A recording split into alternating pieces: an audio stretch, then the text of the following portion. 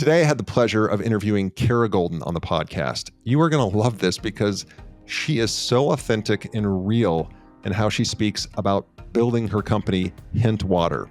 Yeah, that Hint Water. She's also the author of a wonderful book called Undaunted: Overcoming Doubts and Doubters. And you'll hear how she literally took on Coca-Cola, Pepsi, and Big Sugar in this interview. Check it out. Today, I am so glad that I have Kara Goldin on the podcast. Kara is the founder and the former CEO of Hint Incorporated, best known for the award-winning Hint Water, which is the leading unsweetened flavored water. She has received numerous accolades, including being named EY's Entrepreneur of the Year in 2017 and one of InStyle's 2019 Badass 50. I love that. I just love that. Previously, Kara was VP of Shopping Partnerships at America Online. She hosts the podcast, The Kara Goldin Show, and her first book, Undaunted: Overcoming Doubts and Doubters, was released October 2020 and is now a Wall Street Journal and Amazon bestseller. Kara, welcome to the ThriveMore podcast. How are you doing? Very good. Thanks for having me. Oh my gosh, the pleasure is all mine. You have an amazing story, and the listeners always love to hear not just what's happened now that you've arrived, so to speak, but how did it all start? From my research, it sounds like you were looking to live a healthier lifestyle. You need to make some changes, and that's kind of what Hint was born out of. But can you take us back to the beginning of kind of what put you on the path to where you are now? Yeah, it's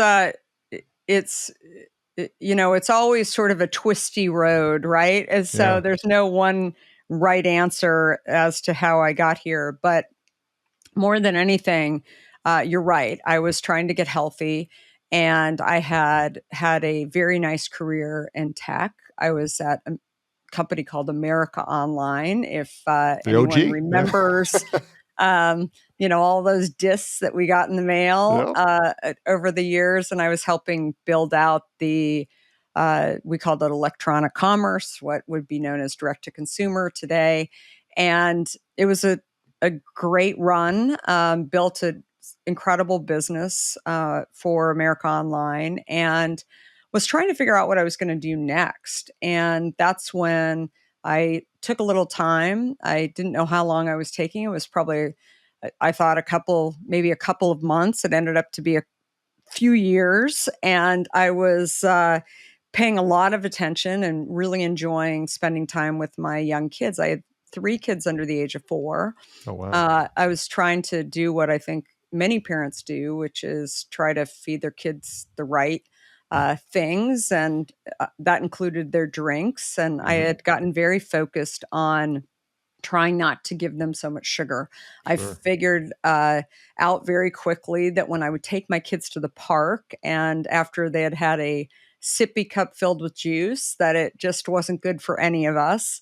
And so I was trying to figure out alternatives, but water was just super, super boring for them. It was boring for me. I grew up in Arizona, where I should have been drinking a lot more water, but had substituted my water consumption with diet soda, and had been drinking a lot of it. Never calculated how much I was drinking until one day I thought, I'm going to quit. And that quitting made me sort of realize how much I drank Diet Coke all day long. And when I looked at the ingredients of diet soda, I saw that it was a lot of things I didn't recognize. I didn't know if they were healthy or not. If you can't pronounce it, probably not, right? Right. And I would never give it to my kids. I wasn't giving my kids, diet sweeteners. So, I started to think, why would I give it to myself? And that's when it was kind of a combination of trying to figure it out for my kids. Like, what would I give them that I also thought, oh, this would be great for me too. I wanted to figure out a way to flavor water without sweeteners and without preservatives. So limited ingredients. And again, this was 19 years ago now. So no one was talking about this. And for clarity, you're way ahead of the curve on the sugar thing. And for clarity, like, you don't have a background in chemistry or in food, nothing, right? That's just, no. And wow. I as I mentioned, I had been in tech, and prior to that, I was in media. The only thing that kind of comes close to it is my dad had been a food executive, had actually grown up in the food industry. He had developed inside of Armour Food Company, if anybody remembers that company. He had developed a company called Healthy Choice. And it was actually called Dinner Classics initially. And then they were acquired. Armour Food Company was acquired by a larger company, a food company called ConAgra. And so he spent his career at ConAgra then and building up that business. And so I never really thought that I would be doing what my dad was doing, like in the industry. And certainly there are differences, which I've learned over the years of starting my own company, like what it's like to have, the big brand halo over you and lots of cash to be able to go into these stores and buy into a planogram versus actually fighting for shelf space as we were doing in the early days of Hint and still doing it today. Anyway, going back to my story, it was when I saw that after making this product in my kitchen, I saw that there wasn't anything like what I wanted in the stores. And I thought, maybe it's just not in San Francisco where I was living. Maybe I need to go to the East Coast. Maybe I need to go to some other markets in the US. And I could not find it. I really believed that it was me, not them, that couldn't find the product. And finally, when I realized that it truly wasn't out there, that's when I decided I didn't even call it like becoming an entrepreneur. I didn't even say I'm going to go start my own company like a lot of entrepreneurs do. Sure. For me, it was, I wonder if I could get this product on the shelf because I know so clearly that this has helped me drink water. It's changed a lot of my own health issues that I was trying to fix. And it also was great for my kids. Like anyone could drink it. There was nothing wrong with it. And maybe I should just go start again, wasn't calling it a company, but maybe I can just go get it on the shelf at Whole Foods. They had just opened in San Francisco, and how hard could it be? And I remember trying to get it on the shelf at Whole Foods initially. At this point, friends were saying, "Oh, that's so cool that you're starting a company." I'm like, this is not a company. This is like America Online is a company. This is a product that I'm just trying to get on the shelf. But when getting it on the shelf at Whole Foods was one thing. It's not easy to make that happen, but it was when I really thought, okay, now I'm going to go expand. I want to get it into Safeway. I remember calling my dad and saying, "So how do you get it like on the shelf at Safeway?" And or in his case, get it in the frozen food case at Safeway. He's like, "I have no idea." And that was the first moment when I realized that if you're inside of a company innovating and developing a product, it's like you're fighting internally with the other brands for the space. And you've got a certain amount allocated to you inside of a big chain that you can allocate to all of your brands because you've paid millions of dollars in order to kind of own that space. And a lot of consumers don't realize this. But when it came to my situation, I didn't have that big halo over me. And so my dad was like, "I have no idea. I don't know how you would get outside of, the space that would be allocated to ConAgra because I've just never been an entrepreneur." So that was the first moment that I realized that things were a little different for me and would be a little different without having that larger company above me. Yeah. How did you just take us back? How did you feel though when because you say, "Oh, it wasn't that hard to get into Whole Foods," but that's a win. That's a win. So there had to be a phone call, an email, something that said, "Yeah, we'll place your product." How did that feel? Well, I had been kind of joking around with the guy that was stocking the shelves at Whole Foods for months, like thinking first I was inquiring whether or not this product was even there on the shelf and maybe I was missing it somewhere. And um, what I found that was really interesting and somewhat, engaging in many ways was that what I was talking about was really the sort of highlighted the confusion for not just consumers, but also people that were stocking the shelves because there was this product called vitamin water that was in Whole Foods and it had just gone into Whole Foods. And it was, when I looked at the ingredients, they didn't even have a diet version of vitamin water. It was healthy perception versus healthy reality. And I asked the buyer, like, or I shared with him the ingredients. And here I had been looking at my diet soda ingredients. And so I became really good at reading labels. But I recognized that vitamin water had more calories, more sugar, but also equal calories to a can of Coke. Wow. And here this guy was, he was the guy, right? That was doing the work of making the decisions to go on the local shelves in San Francisco. There was a portion that he actually had say in it versus the national level. And so he was surprised that it wasn't as healthy because he felt like a lot of consumers were buying it because they felt like it had vitamins in it. It was healthy. And then, we found out later that it probably wasn't as healthy, but it tasted great. And so there was kind of this tongue-in-cheek sort of conversation and education that was going on that I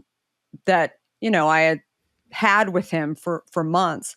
But I kept sort of threatening that I was going to, go and launch. I'm going to just develop this thing on my own. But how many times do we actually say, I should just go do this? But I don't think he took me very seriously. And it wasn't until the morning where my son, who we were just talking about is going off to college now, I was having a planned C-section and I didn't have to be at the hospital until that afternoon. And so I said to my husband, maybe we should try and get it on the shelf at Whole Foods before we actually go to the hospital, because I can get some of the water that's sitting in my garage. And so then I don't have to have street parking in San Francisco. Like, of course, I'm planning the whole thing out. There's a reason for all of it.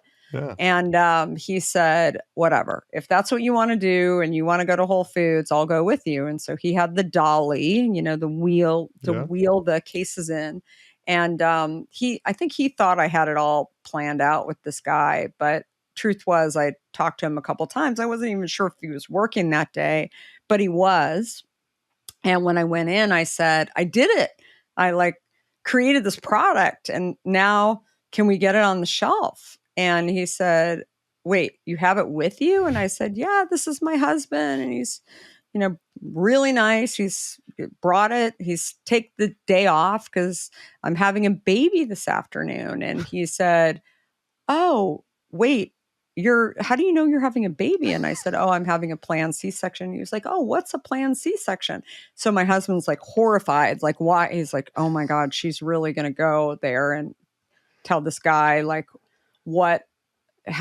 where do babies come from? And so he walked away for a few minutes and I explained what a planned C-section was and that I was heading over to the hospital after this and it would be really amazing if he would get it on the shelf. And so I didn't know when I left the store that day. I left him 10 cases and I didn't know whether or not he would. And but I said, I'll just leave the cases. And he said, yeah, I'll do my best. No guarantees. But it wasn't until the next day in the hospital. Justin was born. Everything was fine. We're hanging out in the hospital. And he called. And he called my cell phone. And my husband answered the phone. And I said, who is it? And he said, it's the guy from Whole Foods. And I said, oh, no way. I said, what did he say? And he said, the product is gone. And I said, oh, who took it? Right. So I get the guy on the phone I'm like, who took the product? And he said, no, it's gone. Like we sold it. So do you guys have a team that can come and replenish the product? I'm like, my husband will go. I'm still in the hospital, but yeah, we have cases in our garage. And he was like, oh, that'd be amazing because my boss is coming in this afternoon and there's a space that cut you guys into the planogram. I'm like, oh my God, we'll be right over. And so, so I mean, that was really exciting. And I think in some ways we thought, oh my gosh, like, yay, we won, right? And we're off to the races. We got it on the shelf. Everyone's buying it. We're going to be as big as that vitamin water in no time, right? Another lesson learned, which is it always takes longer, right? It's just Always costs more and never, takes longer. Yep. it takes longer. And you're going to run into all kinds of challenges along the way.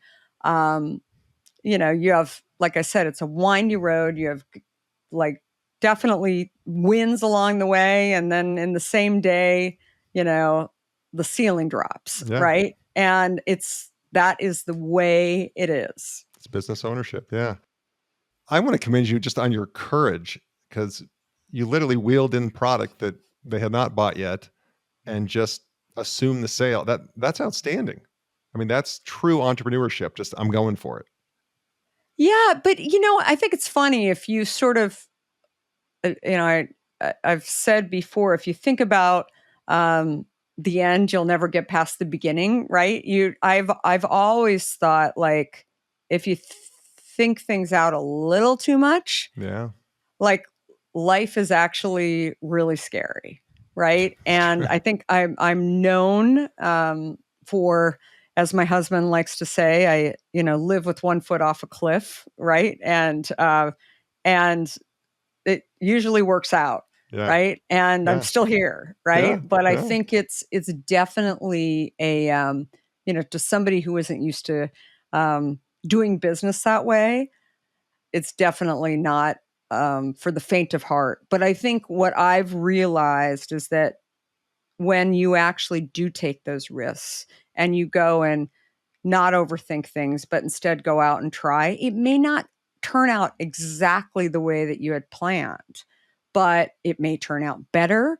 It may turn out different. Yeah. Right. And I think that you just have to go for it and realize that, what's the worst that can happen?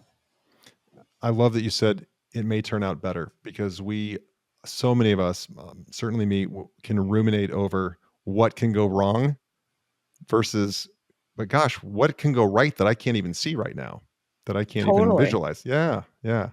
So this is awesome. So you're in Whole Foods, still in the hospital. Crazy story.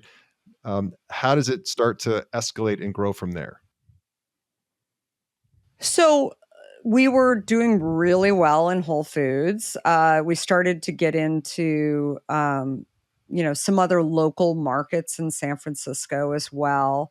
What we just hadn't really figured out how to produce this product. I mean, I had been producing I was it going to ask in about my supply kitchen. chain and all. Yeah, supply chain and how you kind of put that together. Yeah, supply chain was so far from our, vocabulary at this point because again, we have been dealing in bits and bytes. My husband, who joined me like that day at the hospital pretty much because he was like, I've got to help you because you can't do this on your own. We didn't have that team that Whole Foods, was saying, oh, can you just ask one of your people from your team?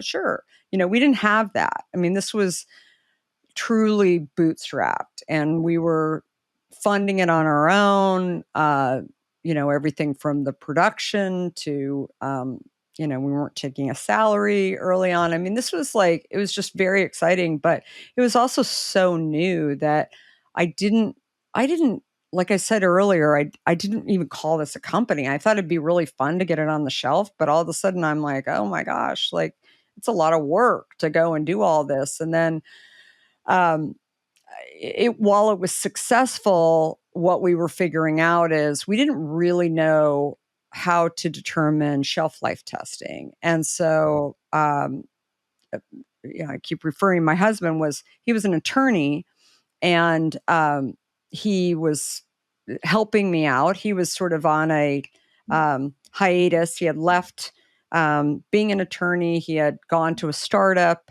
that was a technology startup in the healthcare space. That company had sold, and so he was like looking at ways to determine what he should do next. And so he was helping me out, but never intended on becoming the chief operating officer of the company and jumping in that way. But he had, as part of his initial job in law, he had actually worked on another beverage company. It was called Odwalla. And Odwalla Juice Company. And they had a very bad situation early on where there were, sadly, some kids who had died from E. coli contamination. I think I remember And that, so yeah. when I started this product and wanted to do a product that didn't have preservatives in it, the first thing, that he thought of was like, you have to have insurance. You better be careful. Like, you're playing with people's lives. Of course, Sure. I knew that, but he sort of knew it from a legal perspective, watching another company. He was a young associate at the time, but knew enough that he was fearful, right? And didn't want me to get in a lot of trouble. And, said like, I want you to be aware of this. So we always, from day one, we had a food lab in South San Francisco that we went down to in a not such a great neighborhood. So he would always like say, you can't drive down there by yourself, but we have to drop off samples daily. Like I've Sure. said this to many entrepreneurs, like we had no idea what we were doing, but we actually, safety for us was like front and center. Yep. But what we were seeing, although we were testing the product every single day in order to get a shelf life read on sort of, before things started to turn, and we couldn't get it to actually turn from a bacterial perspective. But we started to see visually on the shelf in some of those early days at Whole Foods that there was sort of this cloudy mass in the water. And again, like we kept taking it to the lab to try and test it, and nothing would actually come back as dangerous. It ends up, again, 19 years ago. This was before kombucha and some of the other products that are out there that have bacteria in them. Yeah. I mean, blue cheese has bacteria in them, Yep. right? But it just doesn't look very good in water. And Whole Foods had started to say to us, a couple of these buyers, you can't really sell that. Like, okay, it might not be unsafe, but it just doesn't look good, right? Sure. People don't like their water having like mold in it. They may not call it mold, but it's not a good look.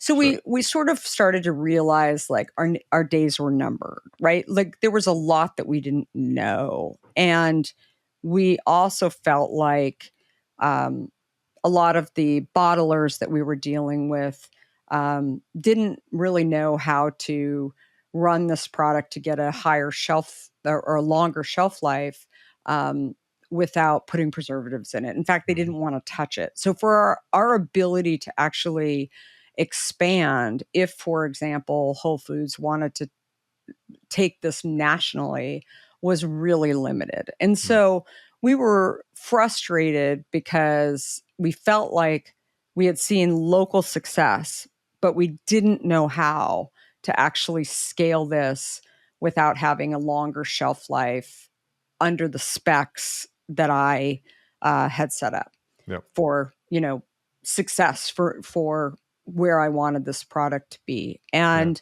so that's when I finally was sharing this with a girlfriend of mine. And she said, I was sitting next to this guy on a plane who was a major executive at Coca-Cola.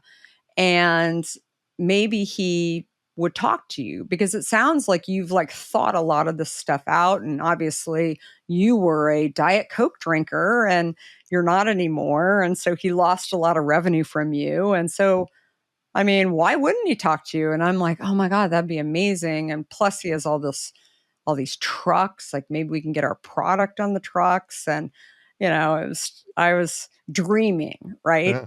And so that's when she called him and he said, sure, I'd be happy to talk to her. Why not?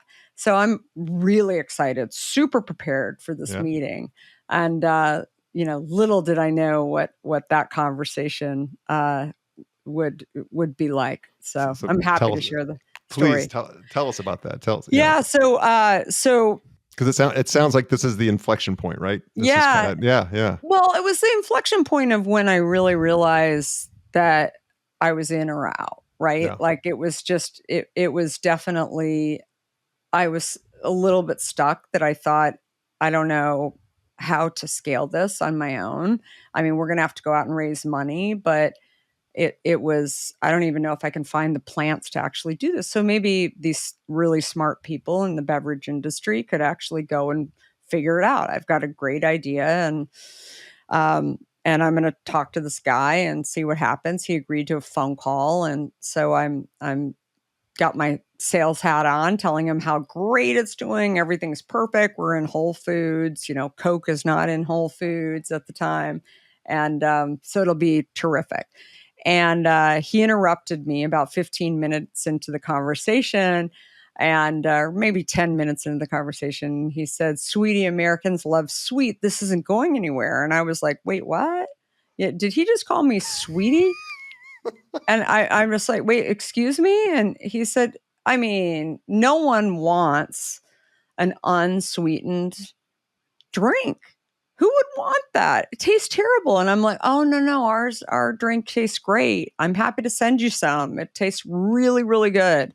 And he said, no, nobody wants it. What they want is they want less calories. And so, we have Diet Coke and we have some of these other diet drinks, and, they want healthier things maybe, but, that's, you are so far ahead of where this is at. And this is before vitamin water was actually acquired by Coca-Cola. And so what I realized as he was talking, and I sort of zeroed back in on the conversation, was he was sharing with me what he believed. And I really think he believed it. I think he believed that he had been saying this and he had put stakes in the ground to his, company, what he believed, that, they were not going to do anything to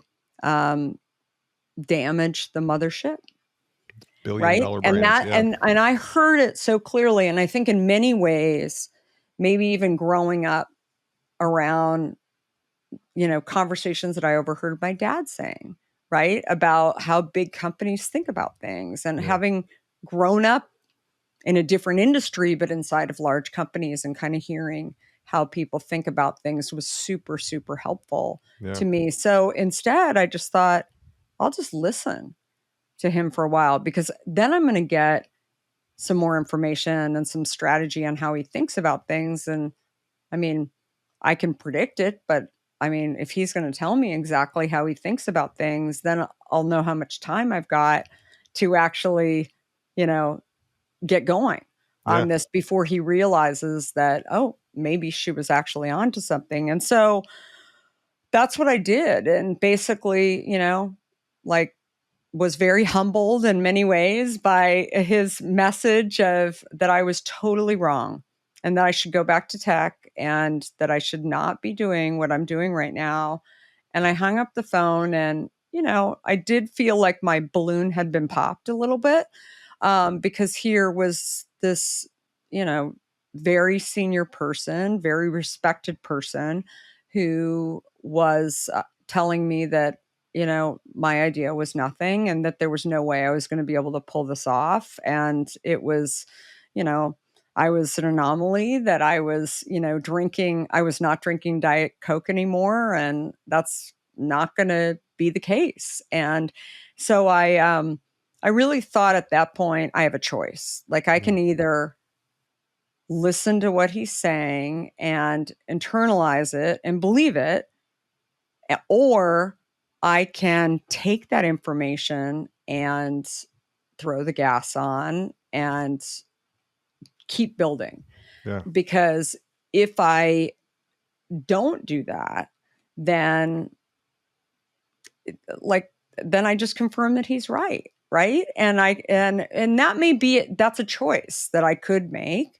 But if I really believed it, if I really believed that not only this product could actually help a lot of people, but it actually was creating a category that was not being done. And I saw so clearly that, they were not going to go and create a category. And I think that that's another thing that sort of at that moment I realized when I would share this with friends, like what the conversation was, and even shared it with my father. He was so stuck on the fact that he called me sweetie. He was like, oh my gosh, good thing you were not sitting in the room. I probably wouldn't have gone over really well. I mean, it was a good thing I was on the phone, but it was at that moment when I really thought, sometimes people say things to you because they, believe that they've been saying it so long to themselves that they've talked themselves into thinking that they're right and no one else could possibly be right. Yep. And like being able to tell me that I hadn't been in this industry, so therefore I was wrong.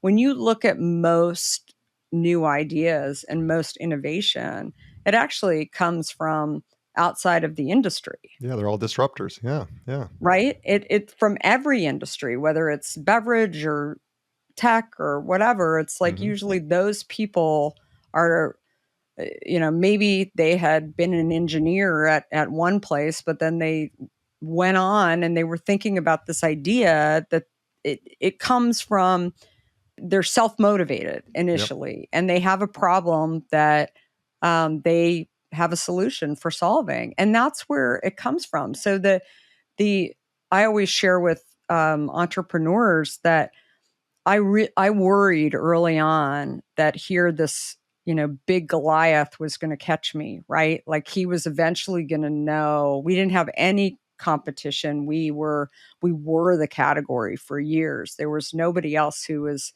around. What I would say now is that you should always be aware, right? Yeah. Of the big guys, the ones with like lots of cash. But the reality is it's like the scrappy people around you that you cannot even predict that they're out there. And the key thing is figuring out, how do you just keep moving forward, and how do you keep, making sure that you're listening to the consumer and that you're solving problems for the consumer and that you're staying sticky with the consumer. That is probably much more important than actually worrying about, when Coke or Pepsi was going to get out of their own way, Sure. which I think is what most entrepreneurs and frankly, most investors that entrepreneurs talk to too, that's what they worry about. And the reality is it's rarely the case. Yep. Yeah. Up to this point in your story, like what I've heard is so textbook entrepreneur. You didn't create a product, you created a solution. Like you had a problem and you created a solution to it that happened to be flavored, delicious flavored water without preservatives and without sugar. But it was that's where the best products are born. Is, man, I personally have a problem. I've got a pain point, and I seek to solve that. And then that's where the companies are born. From where they're born, and that sounds like that's exactly what happened with you. Yeah, definitely. I mean, I didn't think to like take on Coke or Pepsi or take on Big Sugar, right? But I guess that's what we were doing, right? In many ways. And so I think that in some way it made it easier for me to kind of build. Because if you actually stop and put those roadblocks in front of you and say, oh gosh, that's a very crowded industry and it's going to be super daunting, to go out and do something like this, or, um, you know, I just would never think it through enough to sort of allow myself to not keep building. Yeah. Right. And, Yeah. and I think that's an important point, is that we sometimes just we get in our own way, right? When like we already have our own difficulties with trying something new, or getting up that hill, getting through that challenge. But if uh, you talk to too many people, they'll feed into that, right? Yeah. And you'll get even worse, right? Because you'll be thinking, okay, what am I gonna um, what am I going to do next? And maybe I shouldn't do anything because everybody says I'm going to fail. And after a while, it starts to get to you. So I think it's definitely, you have to be careful about paying too much attention to what everybody says versus actually just going out and just trying. Amen. Amen. That's just such a natural segue into your book, right? Just a natural segue into your book. And if I'm understanding your core message, it's just don't listen to the haters. Don't, in fact, use the doubters as fuel. Can you just speak to that? Because when you said a mouthful, I don't even know if you realize you said it, but you said, I was taking on Coke, Pepsi, and Big Sugar. I can't think of three more powerful enemies to take on. David versus Goliath. I mean, those are three well-funded, well-lobbied industry or companies and industries that you're competing against. So kind of talk to us about that. Yeah. I mean, I think for me, it probably started in tech. It was interesting. I think moving from tech over to the food industry or the beverage industry um, was had its own challenges, because I felt like they sort of operated differently. I think Silicon Valley had sort of gotten the hang of Silicon Valley, even though America Online was not based in Silicon Valley. I was based out here, and I felt like we always like wanted to know what everybody was doing. Like I knew people at Yahoo and Microsoft, and we would hang out together, and you'd be smart enough not to tell everybody what you were doing exactly, but there was this camaraderie that Yeah. existed. And when I jumped into developing my own, beverage company, I felt like there was this, oh, we can't talk to you because you're the enemy, right? You don't have enough experience, and so therefore you're going to be a failure. So you're not worthy. And I really like felt that, which was so different than what I had experienced in tech. I felt like prior to that, I was in media, and I felt that a little bit in media. I was just starting out, and I had worked at Time and then went to CNN, and CNN was like, a time, it was a mid mid-age startup. It wasn't late stage, it wasn't early, it was like right in the middle, but we were definitely the underdog. And I didn't feel like I knew a lot of people at ABC or NBC, but I didn't feel like they wouldn't speak to us. And I think that for me was probably the most shocking situation, that I felt like it was really unnecessary, that people thought like I'm the best and therefore I can't speak to you. It's like sort of, Yeah. I don't know.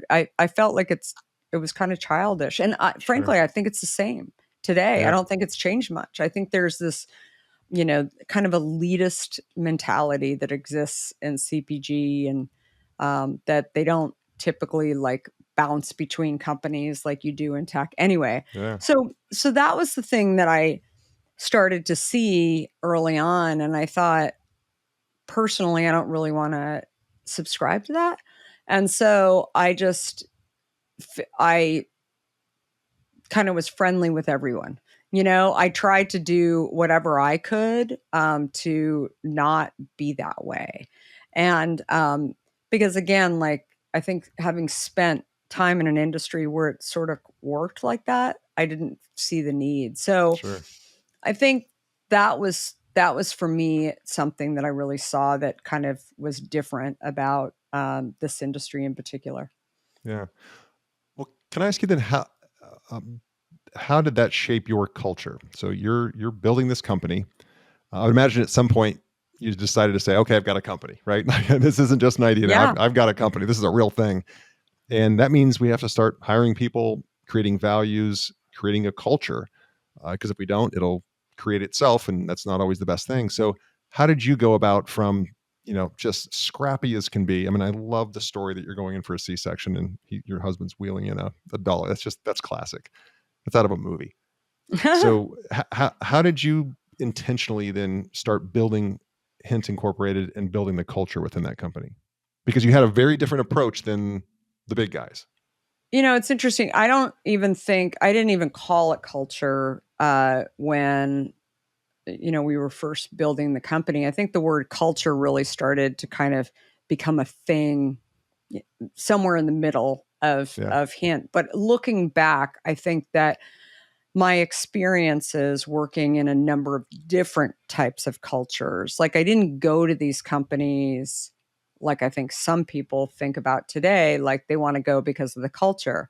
I went to these companies primarily because there were interesting jobs and there were great products. My dad was always kind of instilling in my mind the power of brands. Yeah. And so he always felt like, when you don't know what direction to go in, you find a brand. And so my first job out of college was at Time.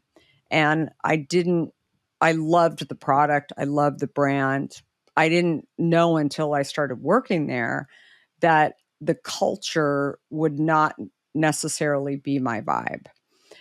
Having said that, I still have friends today that I met there, which is another piece. Like you can always find people in every culture that maybe are trying to figure stuff out, for themselves too. And, but it was a lot more stuffy, very Ivy League, it just was not me, but I didn't know that until I was there. So I think the moral of that story is, kind of like being an entrepreneur, you go try and don't be afraid, because sometimes you figure out what you like and what you don't like. And there were aspects that I really liked about it. It was a great brand and there were really smart people that were working there.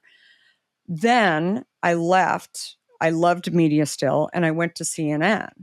Now, talk about the opposite cultures. And here was a guy, Ted Turner, who worked primarily in Atlanta, but he came up to New York a lot. And I was in sales at CNN, totally different side of things. But, he's wearing cowboy boots with his suit, never would have seen that at Time magazine. But it was very seat of your pants, very bright, didn't care about education levels. There were people who had great education at CNN, but that was not what was going to make them successful. Yeah. That was the first place that I really saw the power of having a founder around. You knew when Ted got off the elevator. You didn't even have to know that he was coming in. There was just, you knew he was there. And he believed when we had moments where we didn't know whether or not CNN was going to make it. It was in 40% of 40% of households at the time. I think it was like 12% of countries across the world. And he believed every day. There was never a doubt. And that, and it was almost comical. Yeah. Like, those people that they and that was Ted. And he believed everything about it. He believed that it didn't matter that it was all in English and many parts of the world didn't speak English. Doesn't matter. Nope. It's like all going to happen. We were like, I don't know if it's going to happen. And then it did. Right. And I happened to be there when I saw it. And there was an energy about working in a founder-led company that was incredibly powerful. So when I decided to move to San Francisco, my husband graduated law school. We moved out to San Francisco. I liked the I liked the energy. I still wasn't calling it like I want to go find a job that is in a founder-led company, but I went back to kind of what my father had said: when you don't know where to go, find a brand. And I was like, what is the brand that I think of when I think of San Francisco?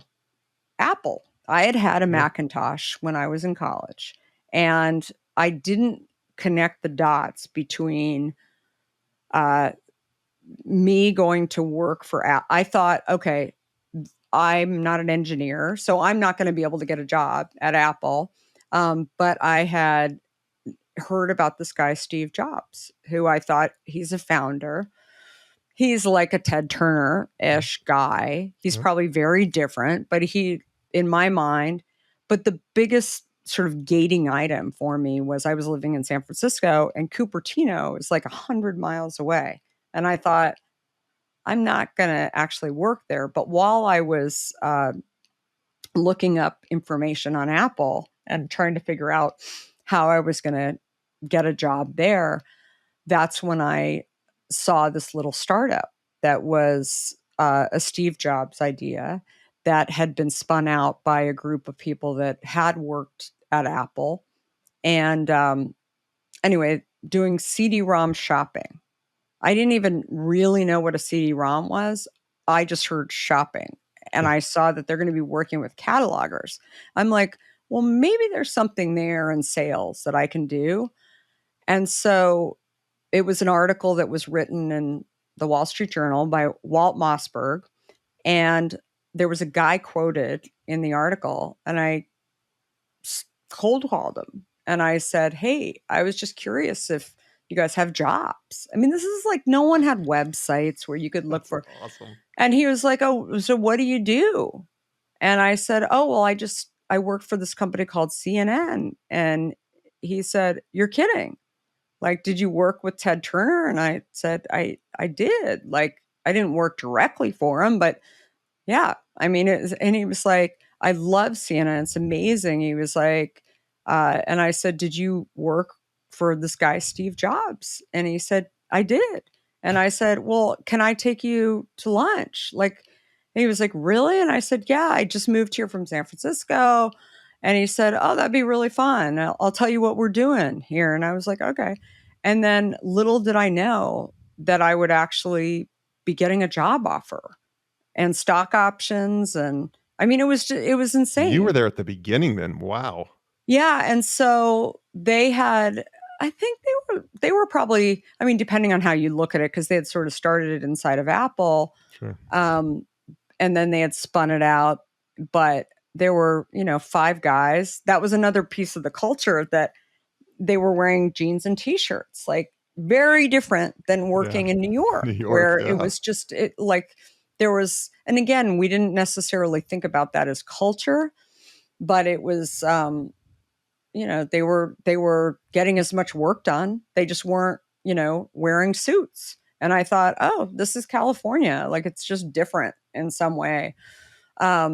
Anyway, long-winded story, but worked there, found, sort of the founder wasn't really there, although he had, been inside of Apple. So yeah, I mean, he was a founder, this guy, Tom Burt, that had started, had spun it out of Apple. And then it was acquired by this company, one of our investors, America Online, that was, again, like a medium size, at that point, underdog.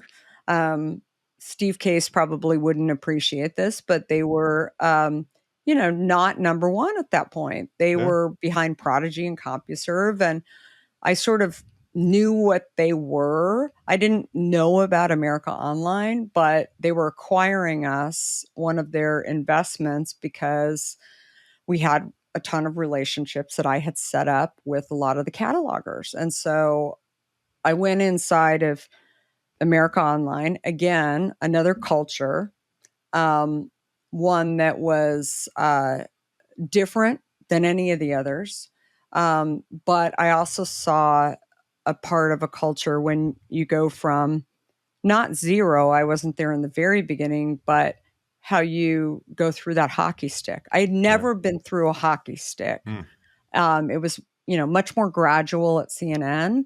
But at America Online, it was like every week we were adding, hundreds of new employees. And it was Wow. just like, it was crazy. Right. And just trying to kind of keep up. So how, you know, things change and how, one of the things that I loved about America Online was you had to sort of, uh, you had to, it was okay for you to not go into meetings. If you didn't think, you had to announce that you Sure. were not going to go into these meetings, but you had to, if you didn't feel like it was a good use of your time, then you shouldn't go into the meetings. And I thought, if I ever start a company, um, Mm. that's definitely going to be something that I'll take with me. So anyway, long-winded story of No, that's saying great. Yeah.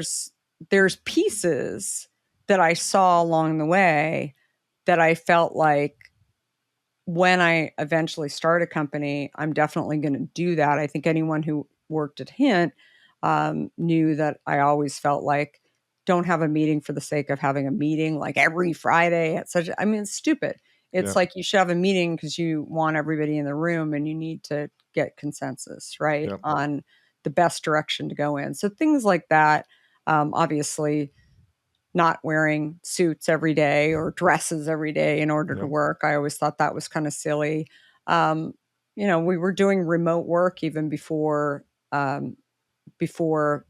COVID hit. I mean, a lot of people we had offices in San Francisco, but we were also we had, you know, over half of our team was remote. Wow. And that's partly the beverage industry and sort of being all spread throughout the country, especially in Yeah. sales. But I think we were also used to working um, in either situation. We all had laptops. I mean, we were sort of used to being able to do it anyway, as long as Yeah. we got the job done. Well, I mean, what I clearly heard is along the journey, you picked up the things that you wanted to bring with you and build Hint with. And I think we all learn if we've been in corporate America, there are things we don't want to bring with us. There's Yeah. practices that because I think corporate America kind of gets a bad rap sometimes because I'm very grateful for what it taught me, but it also taught me what not to do. And I want to bring with me. And it sounds like I think that the other thing I'll say really quickly that with each of these companies that I worked with, and the ones that had the founder around, I think were even it was even more powerful. You could really sense it was when there were challenging times, when there were you know it happens like bumps in the road. I think having somebody who reminds the team about the mission and the purpose, right? Because that's why people join, right? Like you've got some crazy idea to start a beverage company that doesn't have sweeteners in it, right? And you are getting incredibly talented people that could do other things. But they're going to hit bumps in the road that maybe they haven't seen at other companies because they're more established. Um, the puzzle's already formed at this point for them within those companies. But here you're breaking new ground, and I had seen that firsthand, and the power of it, and the how great leadership can kind of help people. You have to have sort of a core kind of belief and ability to do that, but you have to be reminded, yeah, right, at certain times along the way. And I think that that's where founder-led companies are just incredibly powerful. agreed.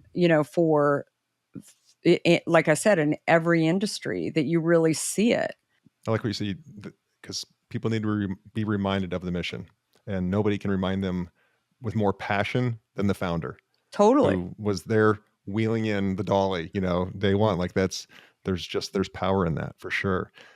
Um, and I know there's a lot of cliches out there and, one-liners, but if you had to give, a single piece of advice, a real critical piece of advice to a young entrepreneur, not in age, just in tenure of a business, you've been through a lot. What would you offer up and say, you know, hang on to this nugget right here because things will get hard. It's never easy. Like you said, it takes longer than you think. It costs more than you think. What would be your piece of advice to someone that is just getting started and realizes, holy moly, this is hard? I think two things. You have to it has to actually, no matter what you do, if you have an idea, it really has to be solving a problem, right? The problem may not be something that people recognize as a problem yet, like in our case, but it has to be a problem that you are sure is one, that it's actually a problem out there. I saw that these diet sweeteners, and I really believed, and I knew I was early, but I believed the diet sweeteners were going to be, you know, seen as the culprit of many health issues. And I had read a lot about it. I had seen firsthand that uh, that it was not making me as healthy as I wanted to be. Once I gave it up, I lost over 20 pounds in a very short amount of time. And I thought, you know, if I could actually do something that is not only going to help me, but also help a lot of other people, like that's my legacy. I mean, that I really believed that. And so during those really challenging times, if you can start a product, start a company that really helps people in some way, and that could be B2B, that could be B2C, but that is a very powerful thing, especially when things are rocky, right? Like, you can't raise money or you lose your, 40% of your business because it was wrapped up with one customer, whatever that is along the way. I think that when you come back to your purpose and you think, I'm helping a lot of people, I'm solving this problem for a lot of customers, and that helps you get back up again. That helps you know that, your time is not wasted, right? Doing this. And I think that I've seen this over and over again in a number of different entrepreneur stories, companies, where having a mission, having a purpose for doing something versus just creating a company to go make money and flip and sell, like you'll be able to do all of that if you have the purpose and uh the front end, right? You have that figured out. Then you've just got to figure out how to get it working in the right way. And I think that that is the key thing that I've learned, because you're right. I mean, it takes more time, takes more money. Lots of things come up along the way that you didn't expect. And but I think if you go back to, I mean, the number of people who still stop me today, oftentimes, interestingly enough, they don't recognize me. And, that they'll have heard my story, they'll tell me the story back, but they will not recognize me when, everything from being on a ferry boat and, in Massachusetts to being on an airplane or whatever it is, people will, see me drinking a hint and they'll talk to me about the brand. Who talks to people about brands? Right? It's a very powerful thing. And again, for me as a brander and as a marketer, I mean, I'm fascinated like by the number of people who not only talk to me about the brand I created in my kitchen, but also how they use the same word, which is helped. I always hear that word. right? And That's whether it's powerful. helping them get healthy, drink more water, um, help is something. So if you can create a brand too, where somebody says it really helped me, right? Like Home that run. is incredibly powerful. Home run. Yeah. Yeah. One last question for you here. When you wrote your book, Undaunted, which that's a powerful word, by the way, um, authors write books for different reasons. What, when you wrote that book, what were you setting out to do? And I guess more the real question behind the question is, what do you want to communicate to people through that book? What would make you feel like I fulfilled my mission with my book when they put it down after they finished it? Yeah. So I found that, like I said before, when I was jumping into this industry, I didn't feel like the industry was that open Mm, to outsiders, right? And yet I felt like there were things that happened along the way that I didn't anticipate. Um, People, I would talk about it later, typically not in the same day, because sometimes I was so like shocked by so many things that would happen along the way. But I felt like the stories really gave people kind of a glimpse into what the brand was about and uh, why it was so powerful, right? To them later on, where they would go and share that story. They had met me, and then they would, she was in Whole Foods and she was stocking the shelf, whatever it was. yeah. And I felt like it was a little bit of sharing the story and the hard days and the underdog kind of mentality that they very quickly would figure out how it would help them either launch an idea, get through a challenging time, um, sort of rethink things in some way. And I think it sort of goes back to, it's something, I'm part of an organization called YPO. Mhm. And I found that one of the things that we learned when I went into Forum, 20 years ago, and actually had started Hint before I was in YPO, but it was very easy for me to catch on to, is I've never believed that, while people might ask you, what should I do? I've never really believed people necessarily want you to solve their problem. They just want direction, right? Mm, They might ask you to do one thing, but then, you know, they don't necessarily want you to go and tie it in a bow for them. They want to go do it, right?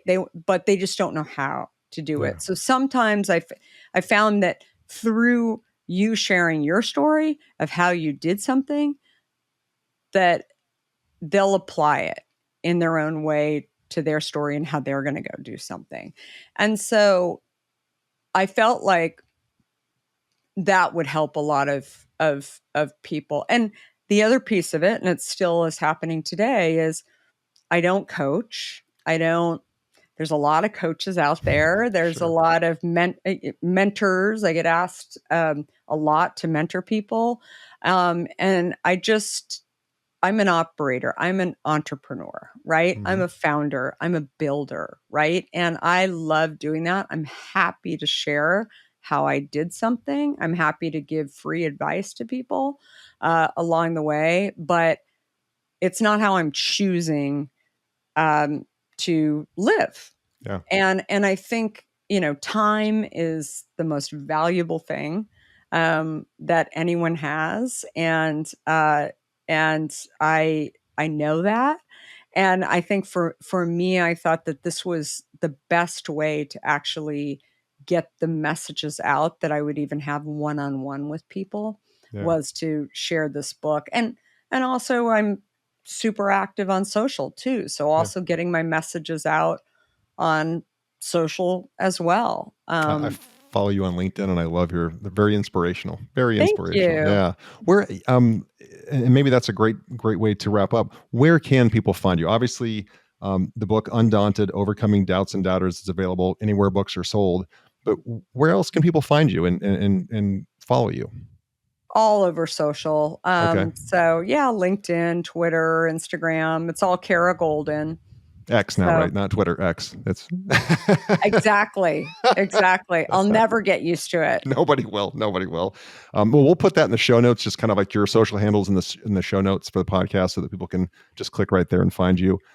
I just want to say from the bottom of my heart, thank you so much. You were just so Thank open, you. so authentic, and you're just the real deal. I almost made a joke when you said, I don't coach.